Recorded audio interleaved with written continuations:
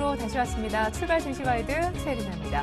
지표 부진해서 미국 쪽은 아직까지 출구 전략을 쓸 수 있는 분위기 아니다라면서 뉴욕 증시는 또 올랐는데요. 우리도 분위기 괜찮았습니다. 2010선도 웃돌면서 상승폭이 제법 나왔었는데 지금은 외국인이 사흘 연속 사고 오늘은 웬일로 2000위에서 기관의 매수까지 더해졌지만 상승폭은 약간 줄어 있습니다. 음봉으로 진행이 되고 있는데요. 전일 양 매도를 맞았던 코스닥은 계속해서 지금 밀리는 양상입니다. 오늘도 역시 수급은 개인만 나홀로 사자인데요. 오늘 사실 거래소 중심으로 보더라도 외국인들이 사흘 연속 사지만 매수 강도는 아직 세지 않고요. 선물 쪽에서도 또 조절하는 모습이 나오고 있습니다. 한편 여러분들이 궁금하실 것 같은데 일본 증시는 전일 또 한 번의 의외 급락 이후 오늘 2%가량 반등을 해주고 있습니다. 저희가 2부에서 준비한 소식 먼저 보여드립니다.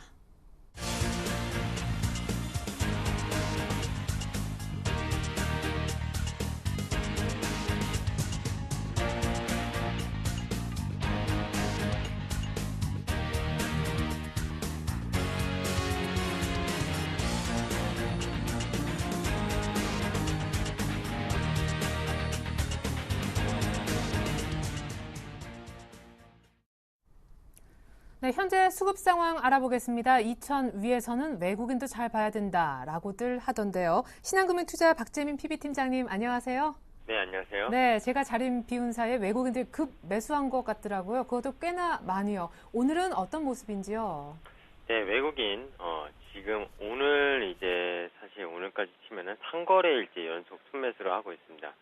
일단 월말 윈도 드레싱 효과가 외국인한테 좀 많이 나타난다고 일단 보시면 되겠습니다. 그리고 기관 쪽에선 연기금이 주태 세력으로 계속 담고 있는 모습을 보이고 있죠. 오늘도 연기금이 244억을 사고 있고요. 전체 기관이 189억을 거래소에서 사고 있는 거를 비교하자면 투신권 그리고 증권은 팔고 있는데 연기금이 사고 있는데 뭘 사냐? 전기전자, 삼성전자 사죠. 200억을 사고 있습니다. 즉 지수 방어, 지수를 2000선에서 놀기 위해서는 삼성전자만큼 지수를 땡기기 쉬운 건 최근에 없잖아요. 이게 작년 하반기부터 계속 이런 플레이가 지속이 됐는데요. 외국인의 전차 군단으로 지수를 역시 올리는 것도 마찬가지였습니다. 어제 거의 삼성전자의 전체 외국인 매수의 80% 이상이 삼성전자였다는 것을 감안하면 오늘도 삼성전자, 전기전자 472억과 자동차 업종 146억을 사는 거를 뺀다면 외국인이 다른 업종은 그다지 많이 사는 모습은 아니라는 걸 알 수가 있죠. 사실 이런 플레이가 왜 나올까요? 기존의 선물 옵션 전략과 전차 군단, 지수를 코스피 200을 갖고 놀기 위한 그런 합성 전략이 또다시 나오고 있습니다. 사실 어제도 말씀드렸지만요. 이제 화학업종, 철강업종, 오늘 화학업종이 좀 반등이 나서긴 하지만요. 그리고 조산업종도 좀 반등이 나서긴 하지만 과연 1900 초반에 이번에 내려왔다가 두 달 만에 2000선이 회복되는데 과연 대형 경기 민감주들이 얼마나 1900선과 지금 2000선 올라온 거에 대해서 가격이 좋은지 한번 비교를 해보셨으면 좋겠습니다. 그것까지 제가 일일이 다 해드릴 수는 좀 없을 것 같고요. HTS에서 보시면 알겠죠. 지수 1900대 화학주들 대표 업종들 주가랑 지금 2000선 넘었을 때 주가랑 정유주들은요 더 많이 빠졌고요. GS 이런 것들은 말할 것도 없고 몇 가지 말씀드리면 포스코라든지 현대제철 가격이 오른 게 없죠. 더 빠졌으면 빠졌죠. 지수는 100포인트 올라왔는데 과연 올랐나요? 안 올랐죠. 삼성전자만 140만 원대 갔다가 지금 155만 원, 4만 원대 10만 원 가까이 회복을 했고요. 현대기아차 엔저의 효과로 많이 폭락을 했다가 원화 약세와 같이 그리고 엔화 약세가 최근에 상당히 일본 증시가 급락을 하면서 엔화 강세로 일시적으로 돌면서 기관의 매수세가 많이 몰렸다는 점, 그런 점이 현대차 기아차를 밑에서 거의 15% 이상 올리는, 그리고 자동차 부품주나 IT 관련주들을 일시적으로 좀 더 올린 점, 즉 전차 군단 제외하고서는 거의 올라간 게 없다고 해도 사실 과언이 아닐 겁니다. 그런 사실 수급 속에서 오늘 승리를 좀 표현하자면요. 외국인은 어떻습니까? 전차 플레이죠. 거기에 선물 옵션, 주식 선물 같이 합성 플레이로 2000선은 회복을 시켰지만 과연 의미 있는 2000선 회복이냐? 사실 이런 말씀을 좀 드리고 싶고요. 기간은 어땠습니까? 삼성전자만 사도 손해볼 거 없다. 드레싱도 결국 윈도 드레싱 지금 월말 효과 일주일 전부터 계속 연기금째 쏟아붓고 있는데요. 시총 높은 거, 이틀 전에는 자동차를 많이 샀으면 오늘 또 삼성전자 사고 그런 식의 플레이를 하고 있다는 겁니다. 예. 통신주가 오늘 좀 반등이 나서지만요. 어제 그제 통신업 종목 무려 한 6% 7% 폭락을 했잖아요. 기관이 수익률 게임 좀 어느 정도 하고 재미 붙이고 그쪽 팔고 전차군단으로 다시 지수 끌어올린 거죠. 이런 플레이를 하고 있다는 거 좀 눈여겨보시면 될 것 같습니다. 개인은 어떻습니까? 2차선 부담된다고 생각하죠. 사실 저도 부담스럽다고 말씀드리고 싶고요. 다만 개인이 2차선이 부담되는데도 불구하고요. 예를 들어서 이렇습니다. 사실 오늘 뭐 전기전자업종 760억을 팔고 있고요. 어제도 2천억을 넘게 파는 걸로 집계가 됐었는데 이 HTS에서 보이는 개인 수급이 전부 다 개인이냐? 지난번에도 한번 의구심을 품으면서 말씀드렸는데 그렇지 않다는 거죠. 개인이 삼성전자 저렇게 많이 파나요? 많이 갖고 있나요? 그러면 제일 고점 매도하고 저점 매수하는 건 개인밖에 없습니다. 개인이 가장 많이 먹었을 거고요. 뭐 큰 일부 계좌들이 돌아가는 거는 이 일정 부분이 있지만 전부 다 저희 GTS에서 보이는 수급이 전부 다 개인 물량 그런 게 아니라는 거 그런 거는 좀 말씀을 드리고자 합니다. 그리고 코스닥 개인이 어제 그리고 오늘 공격적으로 사죠. 오늘 벌써 무려 1시간 만에 358억을 샀습니다. 코스닥이 어제부터 조정을 받았죠. 연고점을 최고 갱신해서 물린 게 결국 개인이 들어오니까 그랬거든요. 참 아이러니하죠. 개인이 많이 매수하면 지수가 밀리고 거기에 외국인 기관이 너나 나나 할 거 없이 차익 매물을 비싸게 쏟아부은다. 이런 의미거든요. 그런 의미에서 그러니까 개발주들을 계속 노리는 건 맞는데요. 그중에서도 실적주를 좀 노리는 게 맞고 실적주도 5일선, 20일선 매매를 하라고 말씀드렸습니다. 추격 매수는 좀 상당히 계속 애로사항이 있는 상황이고요. 현재 시장이 상당히 분위기가 좋은 게 아니라 그러니까 실적주 위주의 분위기가 좋은 거고 호불호가 갈리는 시장입니다. 미국도요. 최근에 유틸리티 업종과 통신주 이런 거 배당주들이 많이 꺾였죠. 뭐 그 이유로는 채권 쪽 매도가 상당히 나오면서 수익률이 올라가면서 채권 수익률이 올라가면서 배당주가 덜 매력적이다 뭐 이런 말이 나왔는데요. 미국 증시랑 우리나라 증시랑요 디커플링 됐다고 생각을 하시겠지만 업종별로 흐름 주도주는요 거의 비슷했습니다. 연초부터 강했던 게 바이오, 헬스케어 이런 거였고요. 통신주 이런 거 배당 수익률 높은 것들이었는데 그런 것들이 좀 꺾이고 경기 민감주로 좀 미국 증시가 최근에 좀 움직이는 조짐이 있었고요. 국내 증시도 그런 조짐이 좀 나왔는데 하지만 좀 다른 건 미국과 우리나라 어떤 민감주들의 실적은 좀 많이 다르기 때문에 그나마 실적이 선방되는 전차군단을 외국인은 계속 노릴 수밖에 없고 지수 플레이도 그런 쪽으로 할 수밖에 없다는 거 그런 점은 좀 추가적으로 말씀을 드리겠습니다. 네. 그러면 실적주 위주로 접근을 계속 해야 될 것 같은데 실적주로도 언급하셨던 성우 하이텍이 오늘 급락하는 원인은 어디에서 찾아야 합니까? 이렇게 되면 밸류에이션까지 개인분들이 다 이제 확인을 좀 하시고 매매해야 될까요? 외국인들 향후 수급 전망 어떻게 하시는지도 일본 숏, 한국 롱 이런 마인드 계속 이어질지 들어보겠습니다. 네, 뭐 성우 하이텍부터 말씀드리겠습니다. 오늘요 성우 하이텍이 급락하는 이유는 증권사의 리프트 때문입니다. 우리 투자증권에서 목표 주가를 중립으로 목표 주가 19,000원 하향 조정을 했거든요. 뭐 최대 고객사인 현대차그룹의 유럽 공장이 뭐 최대 수준에 도달을 했고 브라질 공장에 동반 진출하지 않았기 때문에 뭐 모멘텀이 크지 않다. 뭐 이런 내용이 있는데요. 애널리스트 내용이 다 왔습니까? 리프트 내용이 다 왔습니까? 어제 성화이텍이요. 신고가 경신하는데 연기금이 10만 주가 들어왔습니다. 그리고 증권 쪽에서도 7만 주 들어왔고 쟤네들 어제 산 애들 오늘 다 물렸죠. 뭐 10% 물렸겠죠. 사실. 근데 오늘 이제 수급이 쟤네가 나가면은 즉 기간이 어제 들어온 애들이 나가면은 상당히 어제 들어왔던 애들이 피보고 나가는 거겠죠. 아마 오늘 기간이 투신 쪽에서 좀 많이 파는 걸로 나와요. 연기금을 사는 걸로 나오는데요. 투신이라는 건 제가 항상 말씀드렸지만 그 펀드 이제 투자하는 그 기간은요.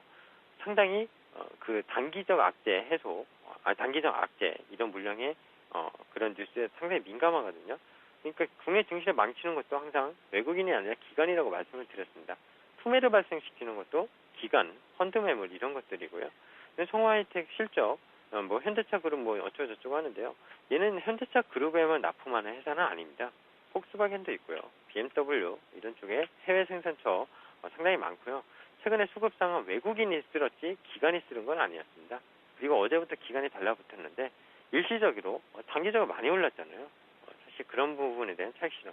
일본 증시가 최근에 한 15% 빠지니까 이제 일본 증시 급락이 나오는 거 아니냐. 그런 맥락과 좀 비슷하다고 좀 말씀을 드리고 싶어요. 저는 오히려 매수 기회라고 생각을 하고 있고요. 오히려 계속 매일 올랐기 때문에 살 기회가 없었거든요. 사실 한라 비슷한 공주도요. 마찬가지입니다. 얘가 작년에 2만 원대 뭐 비슷한 회사 인수하면서 주가가 뭐 거품이 많이 많았었는데요. 외국인이 꾸준히 사줬고요. 여기 뭐 인수되는 외국기가 사준 것도 있지만요. 공개 매수하면서 그 대거 매수에도 외국인 계속 샀고요. 판 건 누구였습니까? 기관이었거든요. 사실 기관이 주구장창 팔았습니다. 물론 최근에 투신권이 좀 들어오곤 했지만 연기금은 주구장창 팔았고요.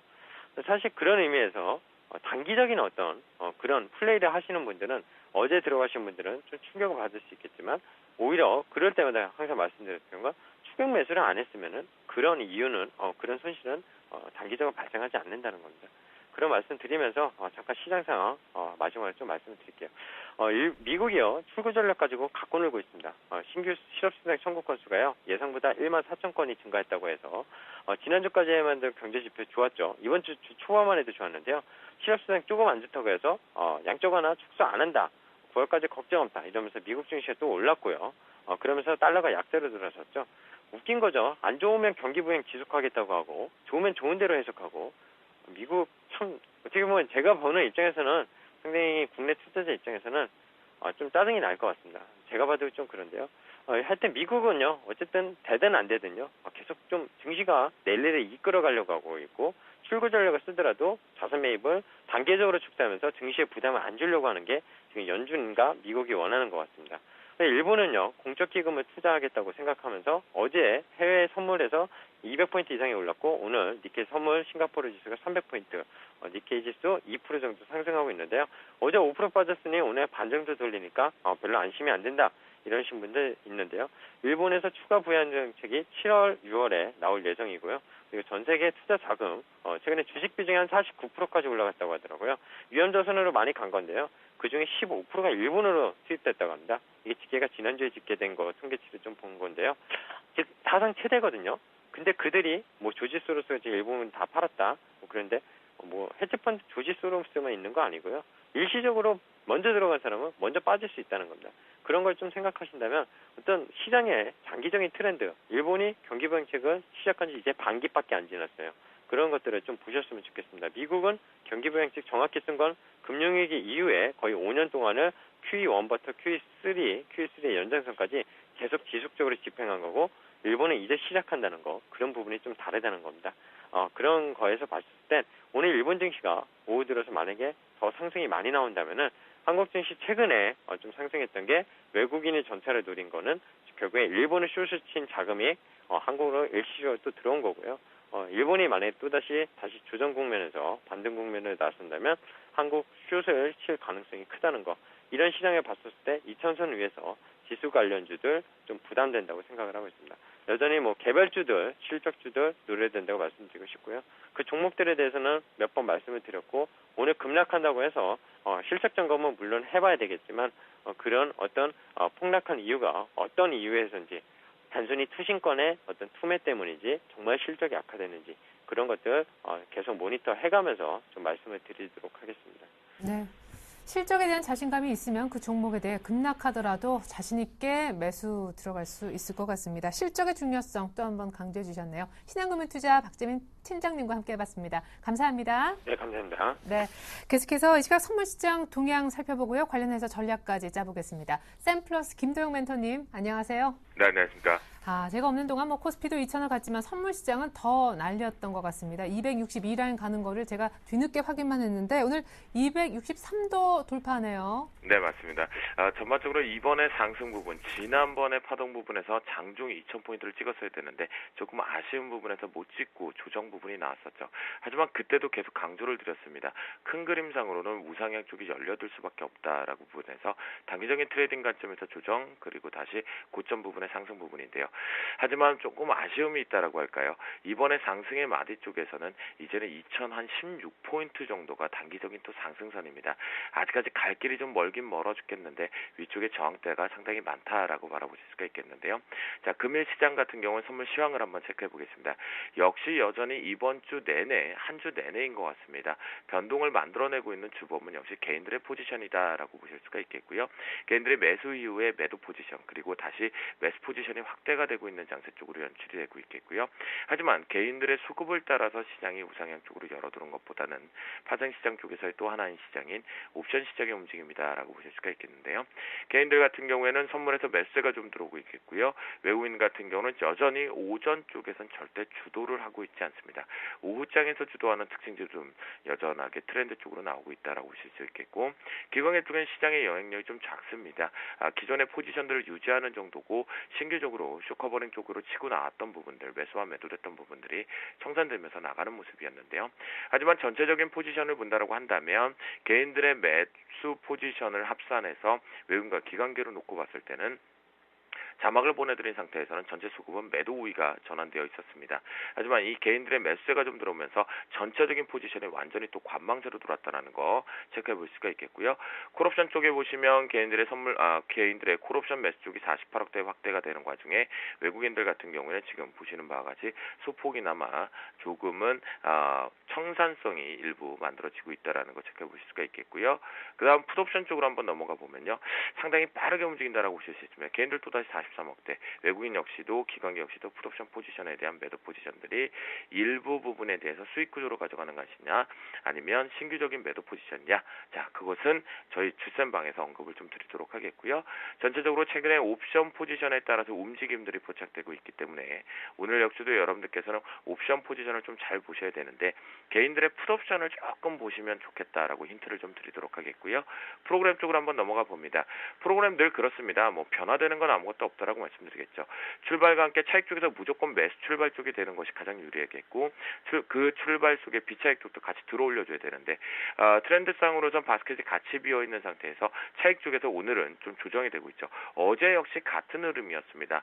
그렇다면 시장의 수급적인 주체 측면에서는 쉬어가는 부분, 즉 비추세 영역에 있다 보니까 방향성을 결정하지 않고 기계적인 매매만 유지하고 있는데요.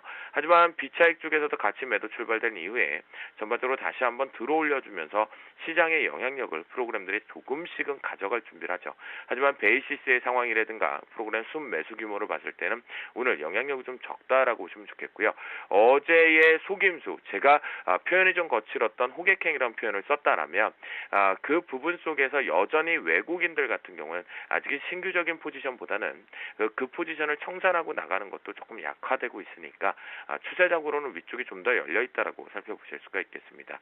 그렇다면 금일 대응 전략에서 가장 중요한 키는 선물의 포지션만 놓고 본다면 바로 이 외국인들의 포지션입니다. 외국인들이 오늘까지도 막판까지도 매수 이제 오후장에서 들어 올려주면서 매수로 위에서 올려준다라면 시장 자체적으로는 좀 더 추가적인 오버슈팅, 이제부터는 오버슈팅의 영역에 들어간다라는 거 반드시 여러분들이 체크를 해보실 수가 있겠고요. 차트상으로 보면서 이제 금일 변곡점까지 봅니다. 가장 중요한 자리가 이 자리일 것 같습니다. 바로 263.45 자리입니다.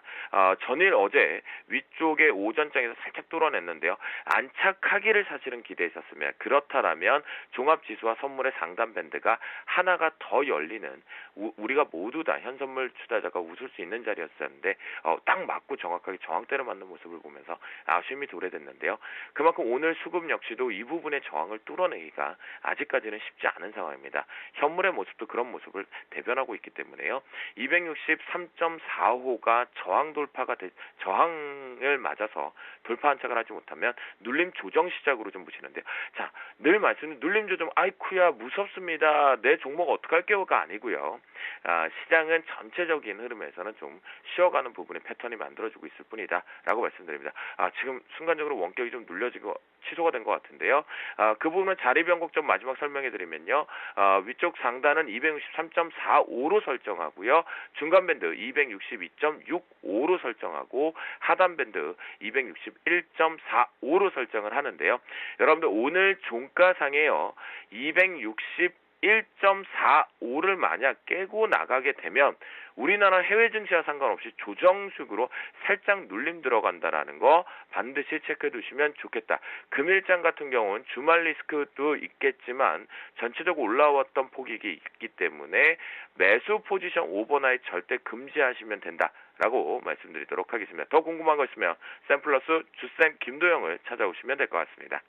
하지만 뭔가 파헤쳐보고 싶으신 분들은 개인 풋옵션 좀 잘 보라고 힌트까지 주셨죠. 일단 눌림 조정 생각도 좀 하셔야 될 것 같습니다. 코스피 연동해서 전망까지 김도영 멘토님 감사합니다. 네, 감사합니다.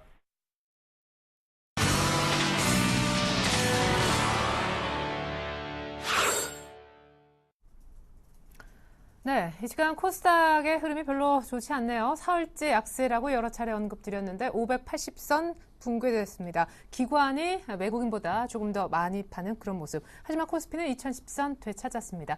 이 시각 현재 종목으로 들어가 업앤다운을 찾아봤습니다. 먼저 업 특징주부터 보여드립니다.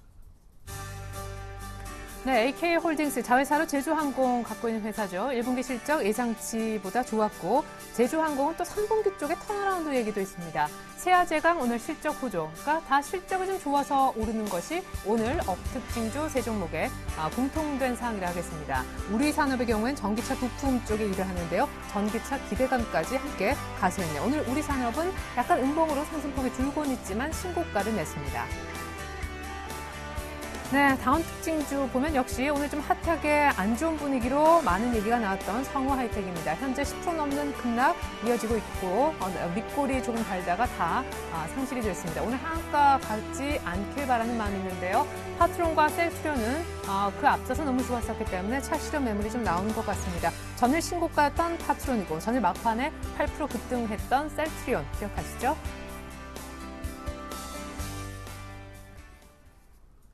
네, 업 특징주 분석은 KTB 투자증권 압구정 지점으로 가서 김근호 과장 통해 들어보겠습니다. 과장님 안녕하세요. 네, 안녕하십니까? 네, 실적 좋아서 오른 종목들 오늘 다 추려주셨군요. 네, 맞습니다. AK홀딩스 같은 경우에는 일단 1분기 실적이 잘 나왔는데요. 1분기 연결 기준으로 매출액 3,830억, 영업이익이 185억, 그리고 지배기업 순이익이 394억 정도 나왔습니다.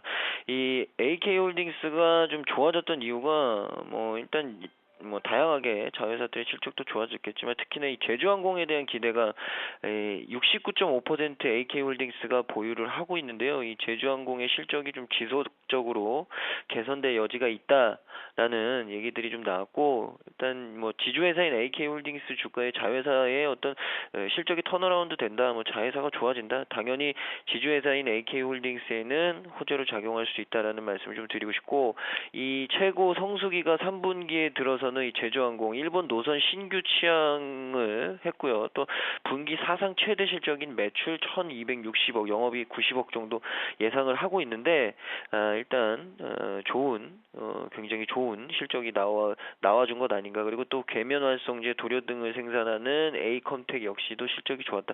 그러니까 자회사들 보유하고 있는 자회사들의 1분기 실적들이 다 굉장히 호실적이 나왔다라는 말씀을 좀 드리면서 AK홀딩스 일단 주가를 좀 말씀드리면 최근에 기관 수급도 좀 꾸준히 들어왔었고요. 보조지표상으로도 일단은 좀 반등할 수 있는, 그래서 결국에는 직전 고점 가격대인 29,350원에 대한 가격 트라이가 좀 나올 수 있는 구간이 아닐까라는 말씀을 조심스럽게 드리고 싶습니다. 그리고 두 번째 종목은 세아제강인데요. 세아제강 역시도 1분기 깜짝 실적이 나왔습니다. 1분기 깜짝 실적이 나왔는데 거의 어닝 서프라이즈 수준이고요. 별도 기준 1분기 매출액은 좀 감소했지만 1분기 별도 기준 영업이익이 전년 동기, 그러니까 2012년도 동기 대비해서 34% 늘어났습니다. 그래서 예상치 그리고 이 추정치들을 모두 굉장히 큰 폭으로 웃도는 이 굉장히 어닝 서프라이즈가 나왔다. 그 이유가 이 열연 가격의 하락, 수익성이 저조하던 내수 강판과 판재료의 이익률 상승 등이 영업이익의 개선세 분명히 가져온 것 아닐까라는 말씀을 좀 드리고 일단 거래량이 좀 작기 때문에 매매하시기에는 좀 힘드실 수 있습니다. 그러나 이 주가 흐름만 놓고 봤을 때는 좋은 흐름 좀 지속적으로 가능하지 않을까라는 말씀을 좀 드리고 싶고 오늘 좀 윗꼬리가 좀 달리고 있는데 이 종목 역시도 직전 고점 가격이 129,500원에 대한 가격 트라이가 한 번은 나올 수 있지 않을까 기대감을 가지고 있습니다. 그리고 마지막으로 우리산업인데요. 오늘도 마찬가지지만 최근에 이 전기자동차와 연결된 2차 전지 업체들 오늘 또 삼성 SDI, LG화학이 굉장히 좀 좋은 주가를 보여주고 있는데 일단 미국 쪽, 독일 쪽에서 전기차들이 슬슬 양산이 좀 되는 것 같습니다. 이런 부분들이 물론 아직까지 국내에서 이 전기차들이 좀 양산되어서 돌아가기에는 조금 이른 감이 있지만 전 세계적인 이 자동차 모터 트렌드로 봤을 때는 전기차가 어느 정도 가시권에 들어온 것은 맞는 것 같고요. 이 전기차에 대한 기대감 그리고 1분기에 또 실적을 내놨는데 영업이익이 전년 12년 동기 대비해서 84% 증가하는 모습. 그러니까 실적만 보더라도 전기차에 대한 공급이나 이런 부분들이 좀 이루어지고 있는 것 아닐까 기대감을 갖고 일단 5일선 접근 시에는 좀 접근해 볼 수 있지 않을까. 가격대가 한 5,500원대인데요. 이 가격대는 좀 접근해 볼 수 있지 않을까라는 말씀 드리면서 전기차에 대한 말씀 한번 드리면 자동차 트렌드에 대한 말씀을 잠시 드리면 보통 자동차 트렌드는 독일에서 형성이 돼서 글로벌리하게 트렌드가 형성되는 이 패턴을 보여주는데 일단 독일에서는 전기차들이 슬슬 양산에 들어가기 시작했습니다. 그러니까 이런 부분들 참고하시고 최근에 이 자동차 경량화와 전기차 이 부분이 새로운 자동차의 트렌드로 다시금 좀 떠오르고 있다라는 말씀 드리겠습니다. 네, 전고점 트라이가 나올 것 같다는 앞선 두 종목에 이어서 마지막으로 우리 산업까지 5일선 정도 접근 가능하다라는 말씀까지 들어봤습니다. 김근호 과장님 감사합니다. 네, 감사합니다. 네, 이번엔 문제 성하이텍 왜 이렇게 급락하는지 분석과 더 중요한 대응법 알아보겠습니다. HMC 투자증권 최희승 차장 연결되어 있습니다. 안녕하세요. 네, 안녕하십니까. 네, 리포트 때문에 빠진 거라는 분석도 있었습니다. 근데 저평가 매력 때문에 사실 오르긴 했었었는데 그 메리트가 사라졌다는 게 리포트의 내용이라고요. 이거 어떻게 해야 됩니까?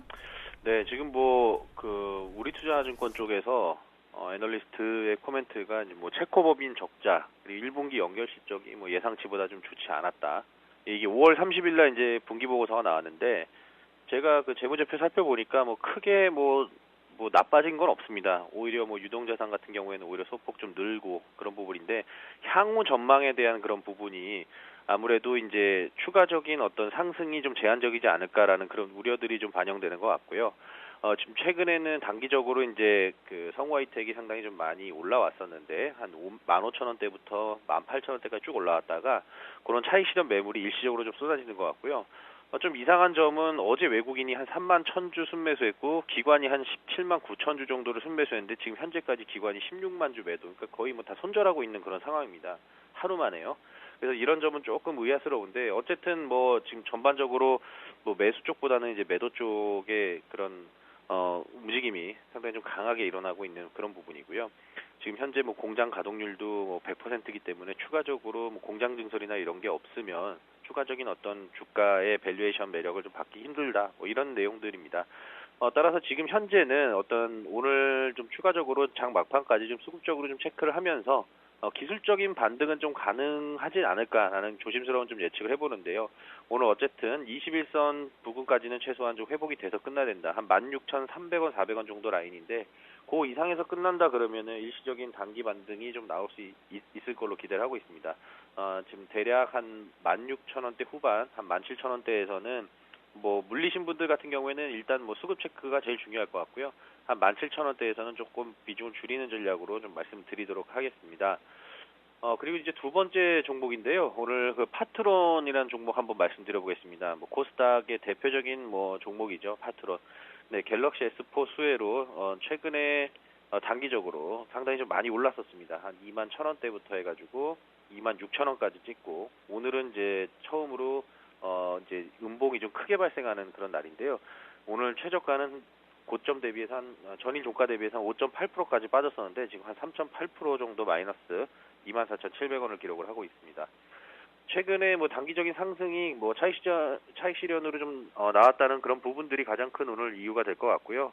하지만 오늘 최저점 대비 소폭이라도 좀 만회가 되고 있는 그런 부분들은 차익 매물을 지금 5%대 이하에서는 빠르게 좀 소화를 하고 있으면서 추가적인 상승도 기대해 볼 수 있다라고 생각을 하고 있습니다.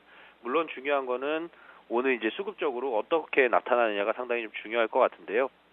지금 현재까지 집계되는 바로는 외국인과 기관이 동반 매도하고 있는 그런 모습 보여주기 때문에 신규로 매수 진입하실 분들 같은 경우에는 일단 수급이 턴어라운드 하는 그런 모습들을 좀 보여줘야지 신규로 매수 진입이 가능할 것 같고요. 일단은 26,000원 돌파가 이루어지는 것, 그리고 이제 수급이 기관이든 외국인이든 이제 매수로 좀 포지션을 전환하는 그런 타이밍에 다시 한번 좀 매수 시점을 잡아보자라고 말씀드리겠고요. 마지막으로는 이제 셀트리온입니다. 셀트리온 참 올해 뭐 이런저런 얘기들 상당히 많은데요. 네, 지금 불과 뭐 한 3, 40분 전에 제가 셀트리온 준비할 때만 해도 마이너스였는데 지금 보니까 1.8% 플러스가 나고 있네요. 전일 외국인 매도가 상당히 조금 눈에 띄었었던 부분인데 외국인 매도 이후에 오늘도 이제 외국인이 매도하는구나라고 생각하고 어제 26만 주 이상을 이제 매도를 했기 때문에 오늘 오전부터 좀 매도가 좀 많이 나오는 그런 모습이었습니다.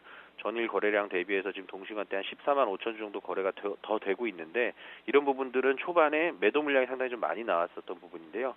지금 다시 외국인들이 한 3만 7천 주 정도 순매수를 전환해주고 있는 그런 모습입니다. 그래서 추가적으로 더 상승은 가능한데 최근에 좀 이격이 많이 벌어져 있기 때문에 이평선하고 그래서 좀 눌림목 이후에 좀 매수를 좀 해볼까 뭐 그런 정도의 수준이고요. 추가적으로 뭐 이제 수급적인 부분이 계속 부합이 된다 그러면 추가적인 상승은 충분히 가능합니다. 다만 오늘 오전에도 봤다시피 외국인이든 기관이든 어느 한 주체에서 대규모 매도가 나올 경우에는 일단 따라서 매도를 한 이후에 다시 한번 봐야 될 것 같고요. 그런 매도 이후에 추가적으로 이제 하락하는 경우가 대부분이기 때문에 이제 이격 과다에 따른 단기 차익 실현 매물은 좀 조심해야 될 필요가 있지 않을까 생각합니다. 그래서 좀 정리를 하자면 셀트리온 같은 경우에는 추가 상승을 위해서는 지금 바이오 전반적인 어떤 분위기가 좀 좋아져야 된다. 근데 어제부터는 조금 그런 분위기도 조금 연출이 되는 것 같습니다. 뭐 CTC 바이오라던가 이지 바이오, 뭐 차 바이오도 지금 바닥 찍고 다시 올라오는 부분이고요. 이런 부분들이 전반적인 분위기 업이 추가적으로 좀 필요하지 않을까 싶고 그런 부분들은 바로 이제 수급적인 부분에서 나타날 부분인 것 같은데요. 일단 수급 체크 확인 잘 하시고 이격과다이기 때문에 신규 매수는 좀 자제하시고 눌림목 나왔을 때 수급 받쳐줄 때 매수하시는 전략으로 말씀드리겠습니다. 네, 감사합니다. 오늘 업종목을 통해서는 실적의 중요성을, 다음 종목을 통해서는 수급의 중요성을 느껴봤습니다. 최희승 차장님 감사합니다. 네, 고맙습니다.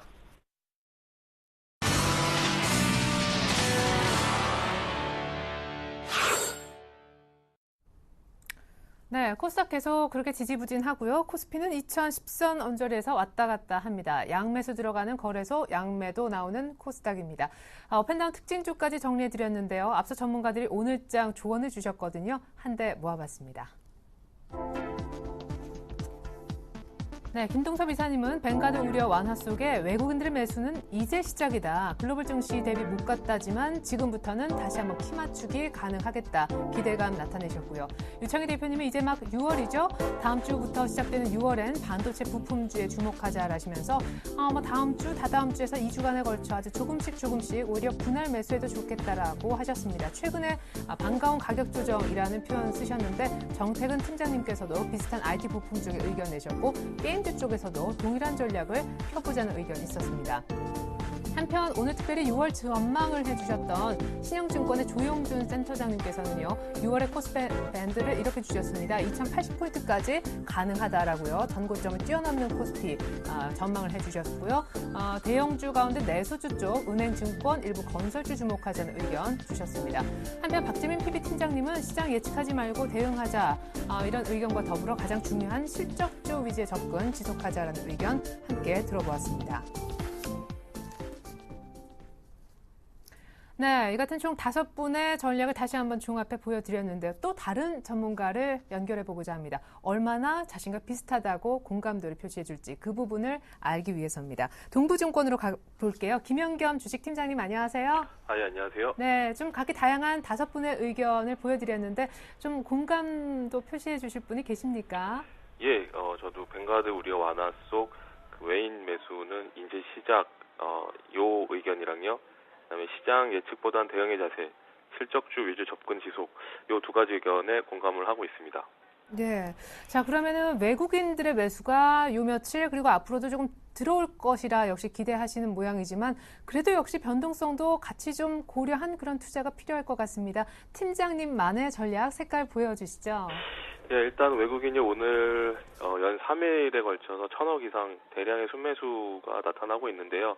물론 오늘은 아직 오전이기 때문에 좀 더 지켜봐야 되겠지만 어제와 그제 이틀 동안 거의 4,000억 가까운 외국인의 순매수, 이것들이 최근에 일본 시장과 이제 롱숏 전략을 이용한다는 그런 얘기들이 많이 있었는데요. 오늘 같은 날 일본 시장 어제 낙폭에 조금 반등, 일본 연기금이 주식 투자 비중 늘린다는 또 좋은 얘기가 일본 시장에서 흘러나오면서 또 일본 시장 오늘 반등이 좀 나오고 있는데 또 불구하고 외국인들이 1,000억 이상 지금 매수가 들어오고 있는데요. 이런 점을 판단을 해보면 일단은 뱅가드 매물이 이제 종목별로 거의 이제 하루 안에 소화할 물량으로 축소가 되면서 지금부터는 외국인들이 본격적으로 조금 우리 시장을 이제 매수를 이제 하는 것이 아닌가 그런 판단을 해보고요. 외국인들이 최근에 그 코스닥을 계속해서 꾸준히 매수를 했는데 어제부터 코스닥은 조금 매도가 외국인도 나오고 있습니다. 이런 점을 살펴봤을 때는 당분간 코스피가 좀 더 좋지 않을까 그런 생각을 하고 있고요.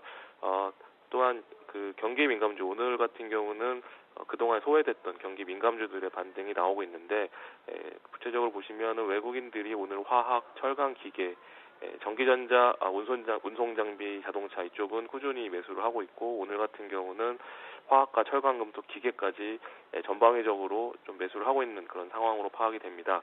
기관 같은 경우는 최근에 2,000선으로 올라오면서 투신권과 증권 물량은 매도가 계속해서 나오고 있지만 기관의 대장격인 연기금이 최근에도 계속해서 매수 주체가 되고 있다는 점, 그래서 외국인과 기관의 어떻게 보면 큰 형격인 연기금이 매수하고 있다는 점에서 좀 오늘도 물론 그렇지만 내일부터 다음 주부터 펼쳐질 6월달 장은 대형주 장이 되지 않을까 좀 이런 생각도 좀 하고 있습니다.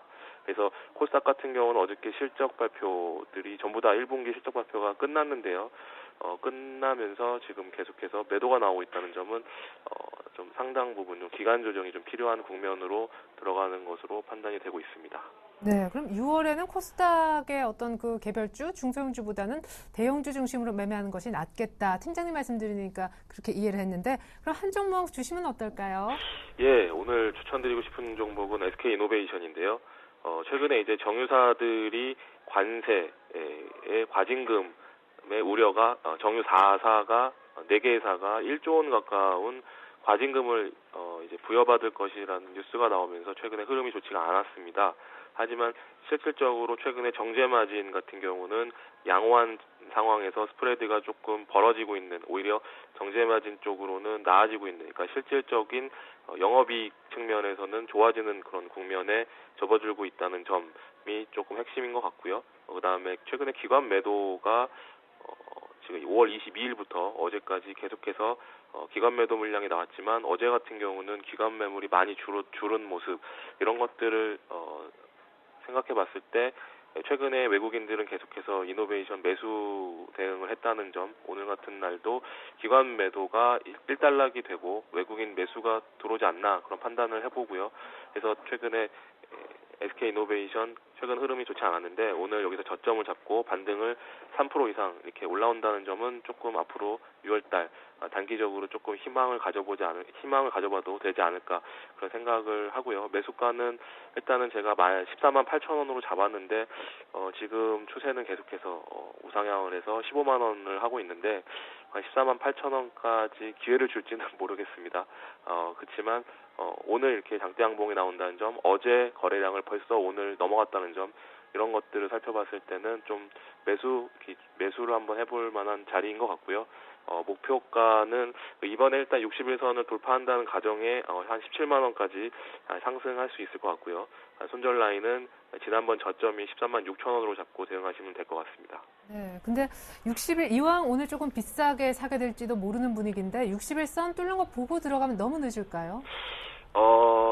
일단은 그 장대 양봉이 나오는 첫날에는 만약에 매수를 하겠다는 수량이 있으시면 일부라도 일단 따라잡는 게 저의 매매 스타일이고요. 그 다음날 조정이 오면 추가 매수를 하거나 아니면 만약에 계속 이렇게 위로 간다면 그냥 산 물량만 가지고 가는 그런 전략을 저 같은 경우는 그렇게 주로 하기 때문에 만약에 오늘 SK 이노베이션 지금 3% 올랐지만 저라면 일부라도 일단은 사고 그다음에 대응을 할 것으로 생각이 됩니다. 네, 내일 만약 조정 주면 이제 평단가는 낮아지겠죠. 그렇게 또 분할 매수하시는군요. 팀장님 오늘 종목 SK 이노베이션까지 주셔서 감사합니다. 네, 감사합니다.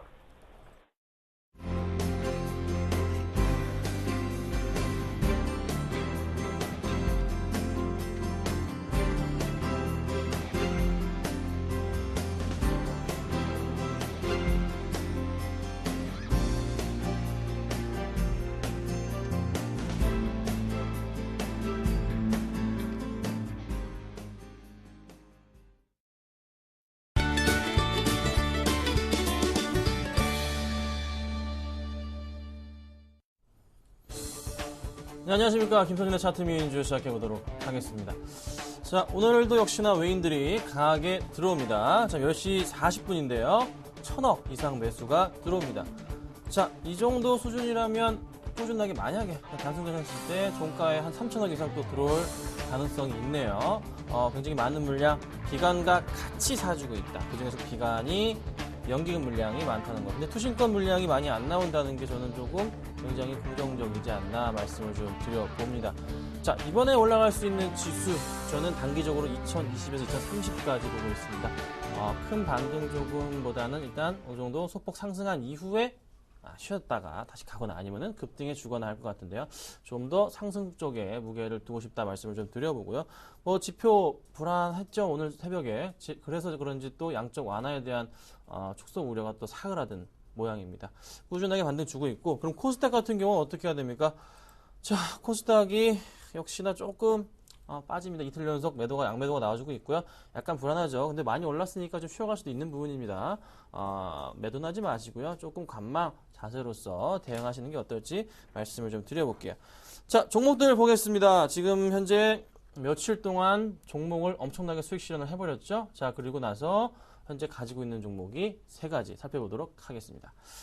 자, 애강리메텍과 유진기업, 자, 그리고 하이셀을 어저께 말씀드렸어요. 애강리메텍이 1280원에 사서 아직 홀딩 중이고요. 유진기업도 3490원 사서 홀딩 중입니다. 제가 하이셀을 어제 추천드렸는데 제가 손절가를 2850원 잡았습니다. 1%도 안 잡았어요. 깨지면 무조건 손절하겠다 말씀드렸습니다. 지금 깬 상태고요. 손절 바로 들어갔습니다. 마이너스 1% 예, 수익 실현하겠습니다. 수익이 아니죠. 손절 처리하겠습니다. 그래서 현재 애강리메텍과 유진기업 가지고 있고요. 60전 43승 17패의 상황을 지금 보여주고 있습니다. 이제 어느덧 60개까지의 종목을 제가 말씀을 드렸네요.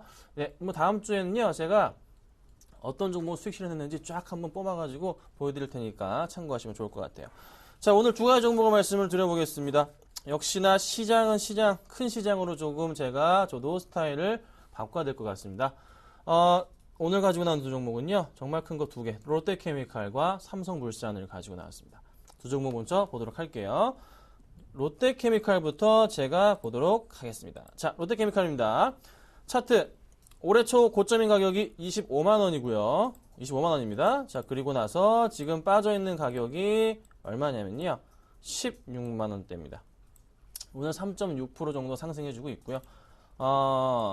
대주주 또 지분 확대 얘기가 있어서 상승을 해줍니다. 자, 중요하게 보는 포인트, 확실하게 바닥은 확인했어요. 바닥은 확인했는데 제가 이걸 뭘로 보냐면요, 큰 W자 패턴을 가지고 이렇게 보고 있는 그 초입 구간이 아닌가라는 판단이 듭니다. 오늘 만약에 상승해주고 내일 또 한번 상승이 나와준다면요, 좀 더 크게 갈 수 있는 그런 가능성이 있다는 거죠. 못 가도 18만원 정도까지는 갈 수 있지 않을까라는 생각이 듭니다. 이렇게 오전장이 오르는 거, 외인들과 기관들 같이 매수하고 있는 부분이 좀 포착이 되는 부분이 있다 말씀을 드려보고요. 자, 그 다음에 삼성물산을 말씀을 드려볼게요. 이 종목도 역시나 바닥 확인이 끝났습니다. 바닥 확인 끝났고요. W자 패턴 정확하게 그려주면서 상승을 하고 있습니다. 전고점 바로 W자 패턴 가운데 부분 뚫고 올라섰고요. 골드크로스 초입 구간을 지금 보여줍니다. 크게 갈 수 있는 그 가능성이 있는 종목 중에 하나인데, 자, 적산병 패턴을 정확하게 보여주면서 주가 반등을 해줬고요. 골드크로스 초입 구간까지 딱 1,000원이 남은 상태입니다. 자, 이 정도 마찬가지로 꾸준하게 실적에 대한 부분이 연말까지 가셔야 되는 종목입니다. 크게 기대해 볼 수 있는 종목이고, 차트상의 흐름으로 봤을 때도 크게 조금 기대로서 상승을 줄 수 있지 않을까. 그래서 이 종목도 한 3% 정도 목표가 달성할 수 있지 않을까라는 판단이 듭니다. 자, 그러면 저는 어떤 종목을 오늘 추천할까요? 저는 롯데케미칼을 해볼게요. 왜 삼성물산 추천 안 드리냐면요, 삼성물산은 이미 3번의 큰 양봉이 4번이나 나왔습니다. 자, 롯데케미칼은 이제 시작이란 말이죠. 그러면은 삼성물산에서 봤을 때 바로 지금 롯데케미칼은 이 부분에 해당합니다. 이 부분이요. 그렇죠? 이 부분에 해당합니다. 그래서 롯데케미칼이 좀 더 반등할 수 있는 가능성이 높지 않을까라는 판단이 됩니다. 걱정할 필요 없고요. 못 가더라도 18만원입니다. 그러면 우리 3% 수익 실현할 수 있죠. 목표가는 항상 3% 제가 말씀을 드리죠. 현재가 16만 8천원. 현재가 잠깐 살펴볼까요? 네, 16만 8,000원에 16만 8,500원, 16만 8,500원에 사겠습니다. 16만 8,500원에 매수하도록 하고요. 목표가는 3%, 손절가는 짧게 잡습니다. 16만 원 짧게 잡고서 대응하는 전략 하신다면 수익 실현할 수 있는 종목이다 말씀드리도록 하겠습니다. 자, 오늘은 제가 롯데케미칼을 말씀드렸고요. 김선재 차트미 인증 마치도록 하겠습니다. 감사합니다.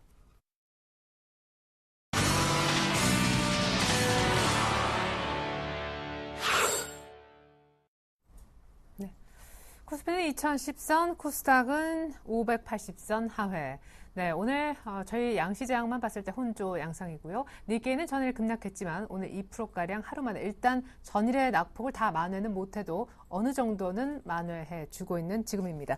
자, 중국 시장 열렸는데 분위기 살펴보겠습니다. 오늘은 특별히 메리츠 종금증권으로 가서 남성욱 대리하고 얘기 나눠볼게요. 대리님 안녕하세요. 네, 안녕하세요. 네, 계속 꾸준하게 오르다가 전일 약간 조정받은 중국장. 오늘 개장 분위기는 어떻습니까? 일단 상해 종합지수 2321.18포인트 기록하고 있고요. 강보합수준 기록하고 있습니다. 일단 부동산이라던가 아니면 신정책 관련된 얘기들이 오가면서 이런 부분들에 대해서 이제 기대감과 차익 실현 매물 그리고 시장 방향성에 대한 의문이 시장에 남아 있는 상태이기 때문에 아직 그 투자자들 간에는 이제 힘의 균형이 있는 상태다. 뭐 이런 식으로 볼 수가 있겠습니다. 예. 자, 향후 특히 도시와 관련해서 계속 언급을 주셨던 기억이 납니다. 그 얘기 조금 더 업데이트된 뉴스 있으면 들려주시죠. 일단 추가적으로 나올 부분은 이제 부동산 규제에 관련된 얘기라고 보실 수가 있겠고요. 네. 이런 부분들 말씀을 드리게 되면 지난 5월 들어서 이제 베이징, 상하이, 선전, 광저우 등지에서 토지 가격이 크게 오르면서 여러 지역에 이제 토지 거래 가격이 잇따라 신고치를 경신을 했고요. 부동산 개발사들은 토지 구입에 적극 나서고 있는 것으로 알려져 있습니다. 그 토지 가격 상승에 대해서 국토부는 토지 시장이 비상적인 변동을 보이고 있는 도시를 중점적으로 관리 감독하겠다 이렇게 나섰고요. 동시에 대형 개발사하고 고가 토지를 대상으로 추적 관리 감독 제도를 구축하고 있는 관계로 뭐 이런 부분들 때문에 그 토지 가격 및 거래가 크게 늘어나서 이런 부분들 때문에 규제 강화될 것을 우려하고 있는 상황이라고 보실 수가 있겠고요. 반면에 이제 중국 증권부에서 5월 30일 날 보도를 통해서 전국 각지에서 현장 조사를 실시함에 따라서 이제 토지 차별화 정책의 하반기에 돌파구를 마련할 것이다 이렇게 기대를 하고 있다고 전했었습니다. 도시 및 농촌의 토지 이용 구조 개선 그리고 토지 제도 개혁 추진은 도시화 추진의 중요한 전제 조건이라고 볼 수가 있겠고요. 그 토지 차별화 정책이 하반기에 돌파구를 마련할 것으로 기대되는 가운데 관련 정책이 차츰 시행에 들어가면서 도시화 개발에 도움을 주고 있어서 건축 건자재 종목주의 호재가 될 것으로 전망을 하고 있습니다. 그리고 실적 관련된 부분들 짚고 넘어가시게 되면 29일 기준으로 그 상하이와 선전 증권소에서 이제 913개 기업이 올 상반기 실적 예고 보고서를 발표를 했었습니다. 이 중에서 실적이 전년 동기 대비해서 확실히 늘 것으로 예측한 기업은 110곳, 그리고 소폭 늘어날 것으로 예측한 곳은 282곳입니다. 그리고 전년 동기에 이어서 흑자를 낼 것으로 예측한 기업은 131곳이고요. 그 반면에 이제 실적이 전년 동기 대비해서 줄 것으로 예측한 기업은 197곳입니다. 적자 부분이 이제 그 예측한 기업 수가 예전보다는 좀 그 감소하고 있다는 부분에서 이제 기업 실적 부분이 많이 개선되고 있다 이렇게 보실 수가 있겠고요. 이런 부분들이 이제 주가에도 큰 영향을 미치지 않을까 향후에 이런 식으로 전망을 하고 있습니다. 중국은 부동산 규제 부분이 가장 걸림돌인 것 같습니다. 전반적인 분위기 잘 들었습니다. 네. 자, 오늘 개장 전 시초가 공략주로 제시됐던 강정원 부장님의 오디텍 지난주인가 한번 큰 수익 내고 오늘 재공략 타이밍인 것 같아 들어갔었는데요. 자, 곧바로 차트 한번 보겠습니다. LED 관련 종목이죠, 오디텍. 자, 이 구간 어딘가에서 추천하셨던 기억 생생합니다. 정확히 날을 기억하지 못하고 있는데요. 아쉽습니다만. 자, 시가가 오늘 17,000원, 정확히 17,000원이었었는데 오늘 시가 대비해서 2.6%까지 밀리기도 했었군요. 지금 약간의 이제 밑꼬리가 달리면서 낙폭이 조금 만회되고 있습니다만 아직까지 시가에 공략하셨다면 수익은 아닐 것 같습니다만 손절가로 15,700원 잡아주셨기 때문에 아직까지 여유는 좀 많은 상황입니다. 일단 한번 지켜보시죠. 그리고 참고로 서원인텍 오늘 아침에 AS 같이 좀 들어봤었는데 지금 한 50원, 100원 정도 만약 조금 더 깨면 손절가 터치하거든요. 서원인텍 갖고 계신 분들은 조금 오늘 바듯하게 HTS 보셔야 될 것 같습니다. 서원인텍 추가로 리뷰해드렸습니다. 이상 출발 증시와이드 2부 마칩니다. 감사합니다.